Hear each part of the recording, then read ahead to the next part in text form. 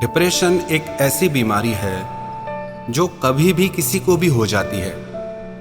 कई बार छोटे छोटे बच्चों को भी डिप्रेशन की बीमारी हो जाती है। ये ज़रूरी नहीं कि ज़िंदगी में जब बहुत परेशानियां आए, तकलीफ़ें आए, तभी इंसान को डिप्रेशन की बीमारी होती है।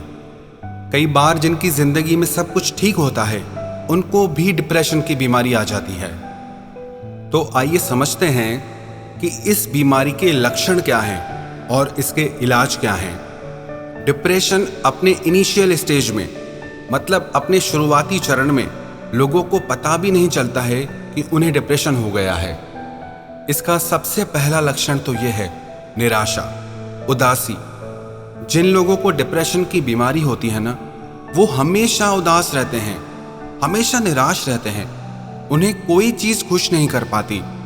थोड़ी देर के लिए निराश होना, उदास होना मनुष्य का स्वभाव है, वो प्राकृतिक है। लेकिन कोई इंसान अपनी निराशा से, अपनी उदासी से बाहर ही ना आ पाए तो वो एक बीमारी का रूप ले लेती है।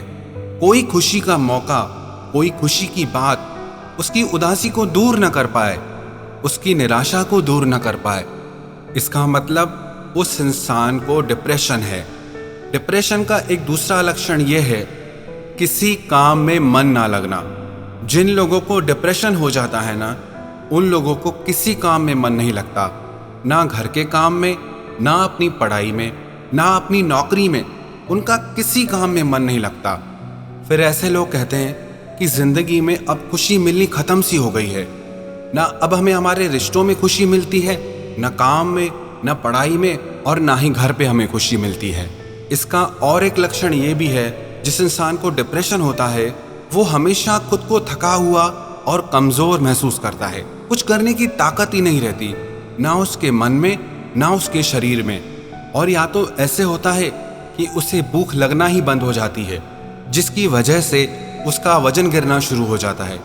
और कुछ केसेस में ऐसा होता है कि कुछ लोगों को बहुत ज़्यादा भूख लगने लगती है, जिसकी वजह से वो बहुत ज़्यादा खाते हैं और उनका वजन बढ़ने लगता है। डिप्रेशन का असर आपकी नींद पे भी पड़ता है। कई लोगों को ठीक से नींद ही नहीं आती, बिस्तर पे लेटे हुए घंटों तक पर सो नहीं पाते, और नींद आने के बाद भी बार बार नींद टूटती रहती है। चैन की, सुकून की नींद नहीं ले पाते हैं। अब ये डिप्रेशन होता क्यों है? इसके दो कारण होते हैं। एक कारण तो ये है कि ब्रेन में कुछ केमिकल चेंजेस होते हैं, जिसकी वजह से लोगों को डिप्रेशन की बीमारी होती है।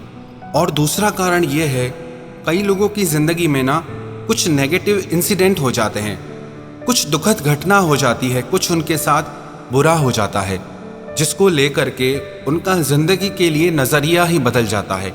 वो हर बात को नेगेटिवली लेने लगते हैं, नेगेटिवली सोचने लगते हैं, जिसकी वजह से वो डिप्रेशन में चले जाते हैं। और अब इसका इलाज क्या है? इसका एक इलाज तो ये है कि आप किसी साइकाइट्रिस्ट के पास जाएं और कुछ मेडिकेशन लें, दवाइयाँ लें, जिससे आपके ब्रेन के केमिकल्स बैलेंस हो जाएं। पर मैं उसे सही और इफ़ेक्टिव रास्ता नहीं मानता हूँ। मैं आपको ये 7 बातें बता रहा हूँ जिससे आप बिना मेडिकेशन के डिप्रेशन से बाहर आ सकते हैं और एक खुशहाल ज़िंदगी जी सकते हैं। सबसे पहले तो आप अपनी ज़िंदगी में कुछ गोल सेट करें।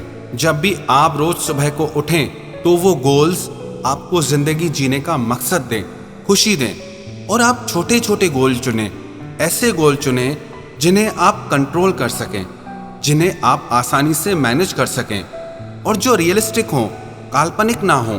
आप उन्हीं गोल्स को चुनें जो आपके लिए आसान हों।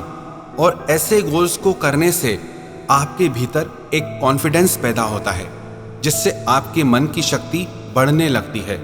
दूसरा तरीका यह है कि आप लोगों को सर्विस दें। जब आपकी वजह से लोगों को सर्विस मिलती है, कुछ बेनिफिट मिलता है, तब आपको खुद से प्यार होने लगता है।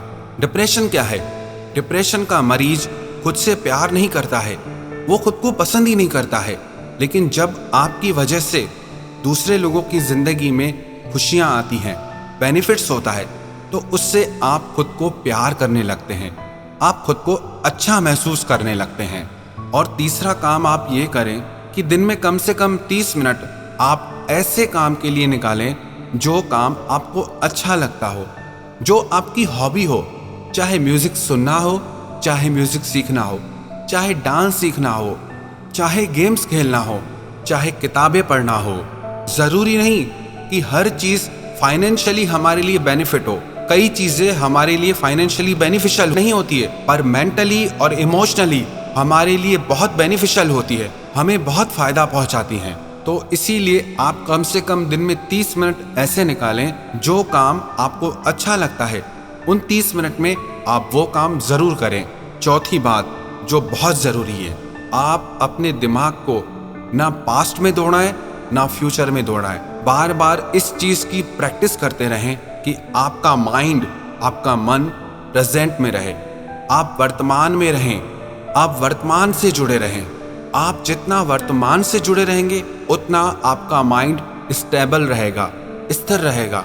जितना अपने दिमाग को पास्ट में या फ्यूचर में दौड़ाएंगे उतना आपका माइंड अनस्टेबल हो जाता है, अस्थिर हो जाता है। इसीलिए ये बहुत ज़रूरी है कि आप अपने मन को वर्तमान में लगा कर रखें। पांचवी बात, आप रोज एक्सरसाइज करें और अच्छा फूड खाएं, अच्छा खाना खाएं। जब आप रोज एक्सरसाइज करते हैं तो उससे आपका शरीर ठीक होने लगता है, और शरीर ठीक होने से उसका असर आपके मन पे भी आता है, आपका मन भी ठीक होने लगता है। और साथ में आप अच्छा भोजन खाएं, आप वो फूड खाएं जो आपकी फिजिकल हेल्थ के लिए, आपकी मेंटल हेल्थ के लिए अच्छा हो। जब आपके शरीर को प्रॉपर न्यूट्रिशन मिलता है, पोषक आहार मिलता है, उससे आपका शरीर और मन दोनों तंदुरुस्त रहते हैं। छठी बात, आप उन लोगों के संग में रहें, उन लोगों के साथ रहें जो आपको हमेशा आगे बढ़ने के लिए इंस्पायर करते हैं, जो आप में हमेशा कुछ अच्छा देखते हैं, जो आपको आगे बढ़ने में सपोर्ट करें, आगे ले जाएं, जो आपको पीछे खींचते हों, जो आपकी कमियां निकालते हों, जो आपको बुरा समझते हो। उन लोगों से आप खुद को दूर कर दें और उन लोगों के संग में रहें जो आपको एक बेहतर इंसान बनाते हैं, जो आपके मन को खुशी देते हैं। सातवीं बात, आप अपने सोने का टाइम फिक्स कर लें। जो लोग ना कभी भी सोते हैं, कभी भी उठते हैं, उन लोगों को आगे चलकर कोई ना कोई मानसिक बीमारी हो ही जाती है। मैं आपको डरा नहीं रहा, पर यह एक ऐसी सच्चाई है जिसे हमें समझना चाहिए। जो लोग रात को जल्दी सोते हैं, सुबह को जल्दी उठते हैं, वो शारीरिक और मानसिक रूप से देर से सोने वाले और देर से उठने वालों की तुलना में ज़्यादा स्वस्थ होते हैं, मन से भी और तन से भी। आपकी नींद का आपके शरीर पे और मन पे बहुत गहरा असर पड़ता है। इसीलिए ये बहुत ज़रूरी है कि आप टाइम फिक्स करें, अपने सोने का भी और अपने उठने का भी। अगर ये सातों बातें आप रेगुलरली फॉलो करेंगे, नियमित रूप से इनका पालन करेंगे, तो विश्वास रखना, बिना किसी मेडिकेशन के, बिना किसी दवाई के आप डिप्रेशन से बाहर आ जाएंगे। आप ज़्यादा बेहतर और खुशहाल जीवन जी सकेंगे। और एक बात मैं बताना चाहता हूँ, वैसे तो मेडिटेशन बहुत अच्छा है, लेकिन जो डिप्रेशन के सीरियस मरीज हैं उनको मेडिटेशन नहीं करना चाहिए, क्योंकि उनका माइंड ऑलरेडी अनस्टेबल है, जिसकी वजह से मेडिटेशन उनके लिए अच्छा साबित नहीं होगा। हाँ, अगर कोई इनिशियल स्टेज पे है, शुरुआती स्टेज पे ही है, तो वो ध्यान कर सकते हैं। लेकिन जिनको डिप्रेशन की तकलीफ इतनी ज़्यादा बढ़ जाती है कि उन्हें सुसाइड की थॉट्स आती हैं, मरने के ख्याल आते हैं कि इस ज़िंदगी को जीने से अच्छा है कि हम मर जाएं, जो इस तरह के विचार रखते हैं, उन लोगों को ध्यान या मेडिटेशन करने से बल्कि नेगेटिव इफ़ेक्ट होगा। लेकिन नॉर्मली हर इंसान को मेडिटेशन ज़रूर करना चाहिए। उसके काउंटलेस फ़ायदे हैं, बहुत ज़्यादा फ़ायदे होते हैं आपको उससे। सिर्फ डिप्रेशन के सीरियस मरीजों को छोड़ के हर इंसान को मेडिटेशन ज़रूर करना चाहिए, ताकि इस तरह की कोई भी मानसिक बीमारी आपको ज़िंदगी में कभी भी ना लगे। जो लोग इन छोटी छोटी बातों को अपनी लाइफ स्टाइल बना लेते हैं, अपनी ज़िंदगी का ऐसा हिस्सा बना लेते हैं जो उनसे कभी अलग नहीं होता, ऐसे लोग दूसरे लोगों की तुलना में ज़्यादा बेहतर और खुशहाल जिंदगी जीते हैं।